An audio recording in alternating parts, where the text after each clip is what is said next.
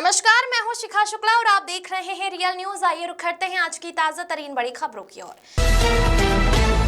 केशव प्रसाद मौर्य की भारतीय जनता पार्टी में कोई हैसियत नहीं है। समाजवादी पार्टी के जिला अध्यक्ष जंग बहादुर यादव का बड़ा बयान। सपा ने कहा, जब से भारतीय जनता पार्टी की सरकार उत्तर प्रदेश में बनी है तब से लगातार पीडीए समाज के ऊपर अन्याय और अत्याचार पूरे प्रदेश में हो रहा है। पीडीए के आरक्षण और संविधान भारतीय जनता पार्टी है तो उनसे पूछना चाहता है। 69,500 शिक्षकों की भर्ती भारतीय जनता पार्टी का खा गई का। तब केशव प्रसाद मौर्य मुंह में दही जमा था। एक दिवसीय दौरे पर पहुंचे उप मुख्यमंत्री केशव प्रसाद मौर्य ने विपक्ष पर जोरदार हमला बोलते हुए कहा कि समाजवादी पार्टी और उनके नेतृत्व को जनता ने पूरी तरह नकार दिया है। उन्होंने कहा कि अखिलेश यादव 2027 में मुख्यमंत्री बनने के लिए मुंगेरी लाल के सपने देख रहे हैं, लेकिन प्रदेश की जनता अब परिवारवाद और तुष्टीकरण की राजनीति को स्वीकार करने वाली नहीं है। मौर्य ने तीखे शब्दों में कहा कि 2012 से 2017 तक सपा सरकार के दौरान उत्तर प्रदेश में गुंडाराज, भ्रष्टाचार, अराजकता चरम पर थी।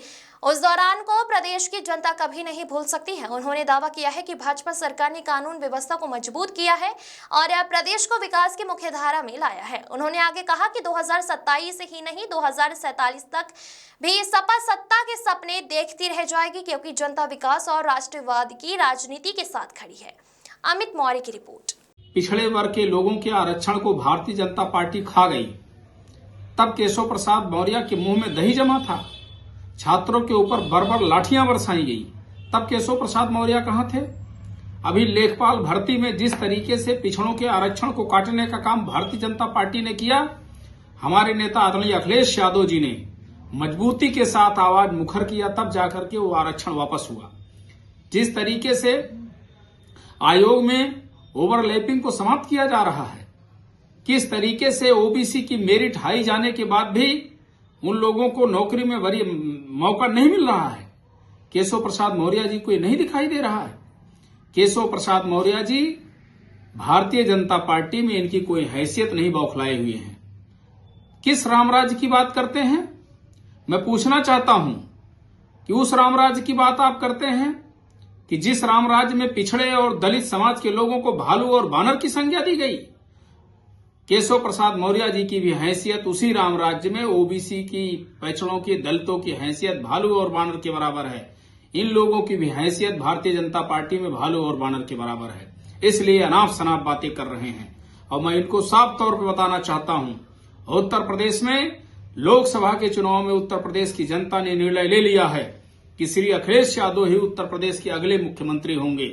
आपने कहा भारतीय जनता पार्टी तो भारत जलाओ पार्टी है। पूरे देश में दंगे फसाद चाहती है, देश में गृह युद्ध चाहती है, देश में जाति और धार्मिक उन्माद फैला करके राजनीति करना चाहती है।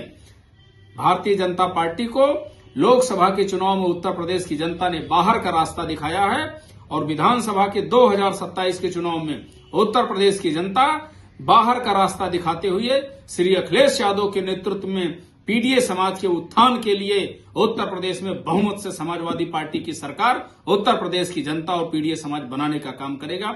ये हम आपसे कहना चाहते हैं। अम्बेडकर नगर में उत्तर प्रदेश के उप मुख्यमंत्री श्री केशव प्रसाद मौर्य जी आए और उन्होंने पीडीओ को लेकर के तमाम तरह की बातें की।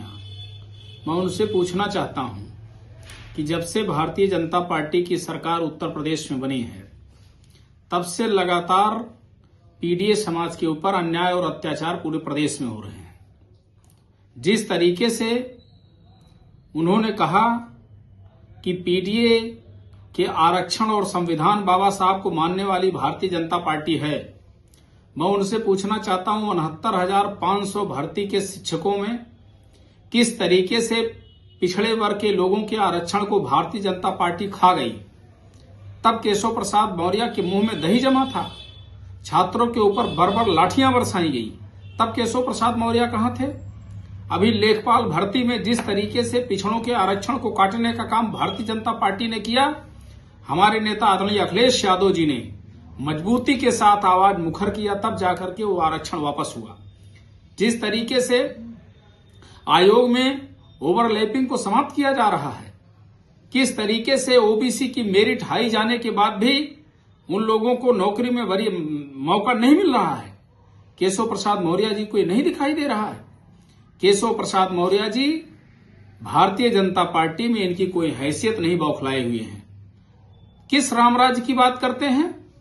मैं पूछना चाहता हूं कि उस रामराज्य की बात आप करते हैं कि जिस रामराज्य में पिछड़े और दलित समाज के लोगों को भालू और बानर की संज्ञा दी गई?